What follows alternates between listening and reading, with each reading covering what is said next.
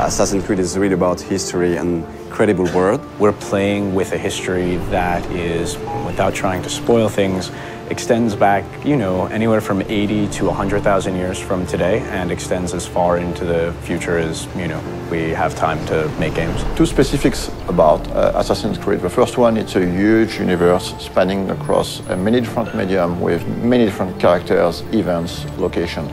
The second one is the community. The community on Assassin's Creed is extremely knowledgeable about this universe and also has very high expectation about what's coming next in terms of story. So putting all these things together, we realized it was time to fit everything into one reliable source of information. Actually, it really has been a back and forth process between the encyclopedia writers and the games writers to make sure that all the content of the book, of the encyclopedia, is really accurate. Well, we start by going through all the data, and then we would decide on what articles we wanted to do. And once we had that settled, we would write down a brief description of the article, send it out to the external writers, who would then return the full content to us. The best part about this project was adding new content.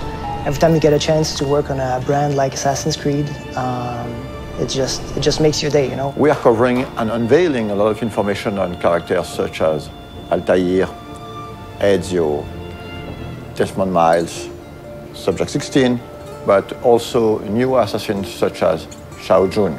One of the very first challenges was dealing with so much data. Assassin's Creed has been around for a while and has a wealth of information from both the story standpoint within the game universe and just history in general. So going through all of that and figuring out what might be most interesting to put in the encyclopedia was very much the first challenge that I encountered. The franchise isn't defined necessarily by a single character, it's defined more by these institutions. So we have the option of moving in and out of different historical periods, different geographical locations, different individual important events throughout human history. And so we have a wide variety of options, a lot of different material that we can mine for ideas and stories. Imagine this project as a huge puzzle with thousands of different pieces involving a lot of different people. We have tools to track all the narrative threads that we're creating. So we have database, we have Bibles, we have some visual guidelines. So my main role is to make sure everything fits together. So what we did was we tried to match specific kinds of content to writers whom we knew or figured would be interested in writing that kind of stuff. Some of the biggest experts on Assassin's Creed are actually within the community. So when the time came to start writing the encyclopedia, we realized it would be very good to try to seek one writers coming from the community. So I heard about the job writing for the Encyclopedia on the UB Workshop website,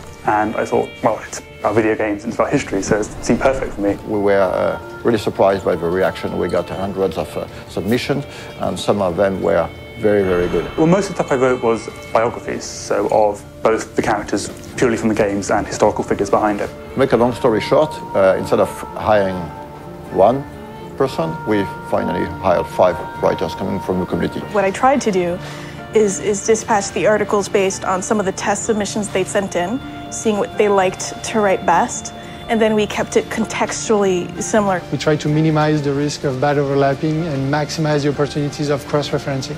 As for the design aspect of the encyclopedia, we worked with a local agency called Double Echo. They were crucial to the creative process. For example, during earlier discussions, we decided to only use production concept arts to illustrate the encyclopedia as opposed to 3D renders or marketing assets. The role of concept art is very important in the conception of a game. During the early stage of conception, we work on very high-level concepts. So it's about a silhouette, a mood, skylines of the city, treatment for the characters, colors. It's quite remarkable how much of the stuff does have its ties to reality and things that really happened. And I'm pretty sure that readers will discover some really interesting and new information.